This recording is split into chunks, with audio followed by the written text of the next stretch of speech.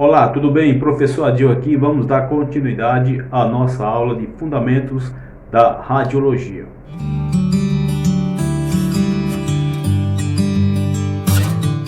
Uma pequena introdução da radiologia.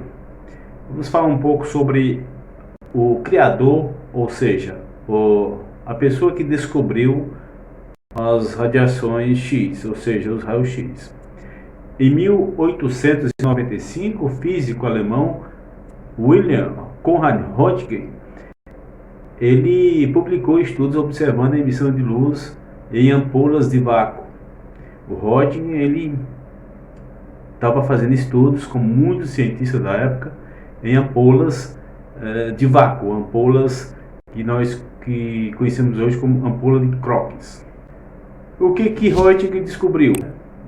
O novo tipo de radiação ele denominou raio-x, por no momento não tem como dar um nome específico a esse tipo de radiação, e ele por bem colocou como raio-x, e até hoje nós conhecemos esse tipo de radiação como raio-x. O que Röntgen descreveu?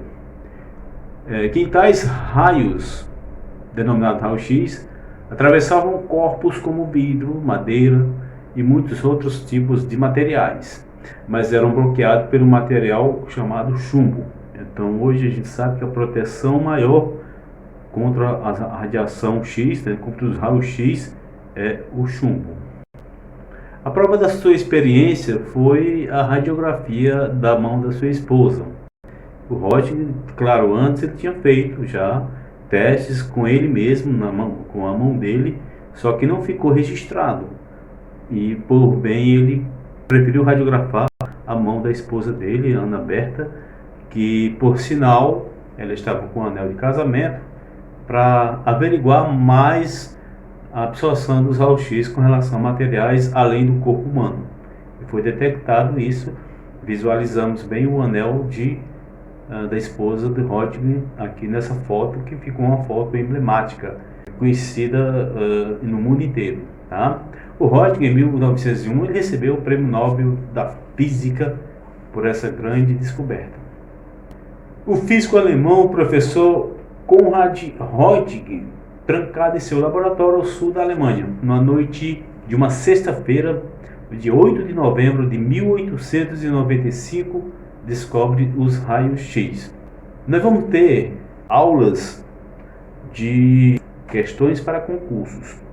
Então, eu vou dar alguns bisums, algumas dicas no decorrer das aulas que eu vou estar postando aqui no canal.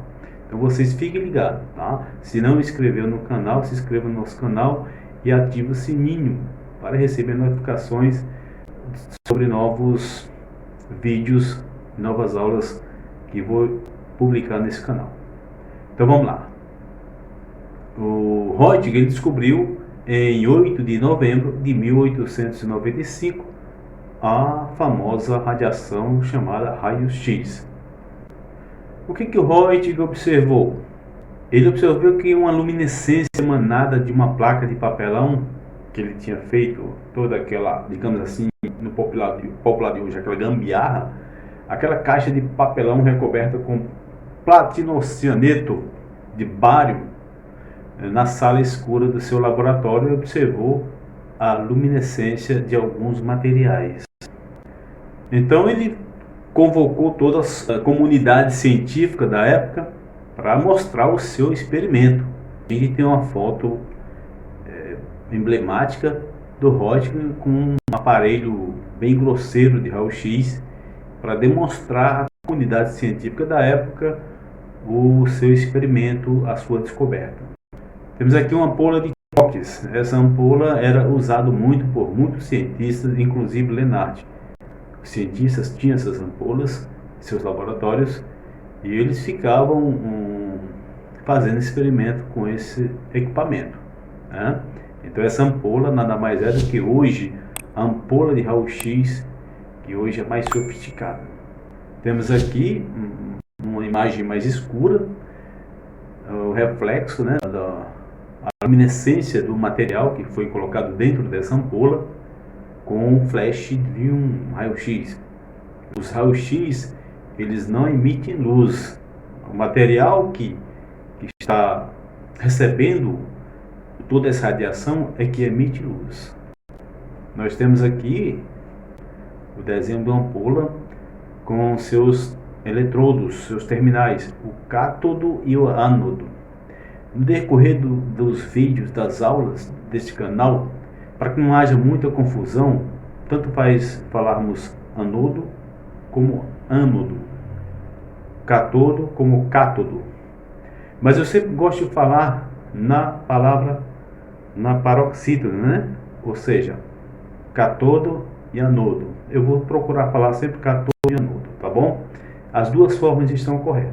Nós temos aí dois terminais, o cátodo, que é o terminal negativo, de onde sai toda a emissão de elétrons atraído pelo anodo, que é o polo ou terminal positivo da ampola. Então, a atração dos elétrons do cátodo para o anodo, o atrito dos elétrons com o anodo, vai causar o quê?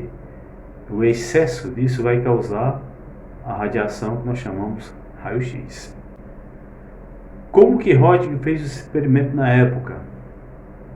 A gente tinha uma ampola e o que é que ele fez?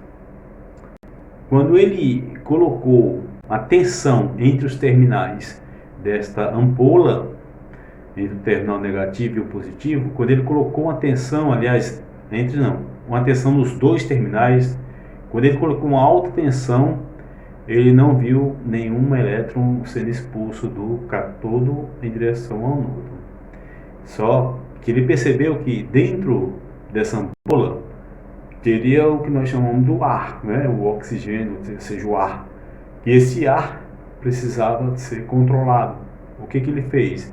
Ele foi diminuindo a pressão, ou seja, foi tirando o ar de dentro dessa ampola aos poucos para ver como reagia essa alta tensão dentro dessa ampola. Aqui a gente já vê uma certa luminescência, ou seja, ele retirou um pouco mais de ar desse controle que tem abaixo da ampola, uma espécie de uma torneirazinha, e ele te retirou um pouco de ar e já viu a circulação de corrente, ou seja, de elétrons do cátodo em direção ao anodo.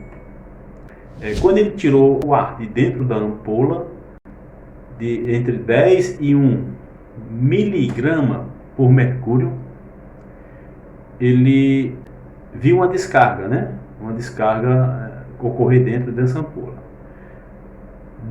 Do cátodo parte um fluxo de elétrons denominado raios catódicos, ou seja, porque parte do cátodo, por isso que chama-se raios catódicos, que se dirige à parede oposta do tubo, em direção ao anodo, terminal positivo, produzindo uma luminescência devido ao choque dos elétrons que partiram do cátodo com os átomos de vidro da ampola.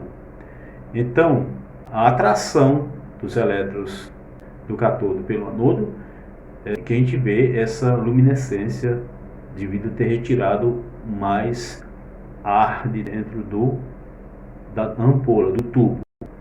Quanto mais ar se retira, mais vácuo se tem dentro de um objeto, né? No caso aqui da ampola. Quando ele tirou um excesso enorme de ar de dentro da ampola, ou seja, quando ele chegou a uma pressão menor do que 0,01 milímetro por mercúrio, aí sim a descarga foi maior. A gente viu uma quantidade enorme de elétrons se deslocando do cátodo em direção ao anodo. Então, o material colocado na parte direita da ampola é um material luminescente, ou seja, fluorescente. Os atritos dos elétrons com esse material causa essa luminosidade. Algumas ações dos raios catódicos no nosso dia a dia. Nós temos as televisões antigas, que chamava TV de tubo. Aqueles tubos nada mais são do que tubos de raios catódicos, certo? Então as televisões antigas o tubo de imagem é justamente uma ampola de Kroc. Então, são justamente chamava tubos CTR, ou seja, tubos de raios catódicos, vindo do inglês. A outra ação dos raios catódicos no nosso dia a dia, temos até hoje ainda as lâmpadas econômicas, né, as lâmpadas fluorescentes. Então, dentro dessas lâmpadas possui um tipo de componente químico, ou seja, um vapor de mercúrio como gás, e a parede interna do vidro é revestida por uma tinta que é fluorescente. Então, por isso que ao atrito dos elétrons dentro da ampola, dessa parte de vidro, e com esse produto, que é essa tinta fluorescente, vai causar a iluminação, onde gera a luz dessas lâmpadas. Então, a lâmpada nada mais é do que um tubo de raios catódicos, né? Sofisticado para o nosso dia a dia. Temos lâmpadas também especiais, que são as lâmpadas de mercúrio, as lâmpadas de sódio, né? Então, essas lâmpadas também são consideradas tubos de raios catódicos. O mesmo sistema, claro que, veja bem, essas lâmpadas não são tubos de raio-x, são tubos de raios catódicos. Mais na frente, que eu vou falar para vocês a diferença entre tubos de raios catódicos e tubos de raio-x. A ampola de raio-x e a ampola de raios catódicos são diferentes, tá? Embora o princípio seja o mesmo, mas existem diferenças cruciais. Senão, essas lâmpadas iam causar radiação ionizante e ia prejudicar todos que estivessem em volta, né? E não é o caso, tá bom? Então, terminando a nossa aula de hoje, era isso que eu vim mostrar para você. Até a próxima aula, um forte abraço.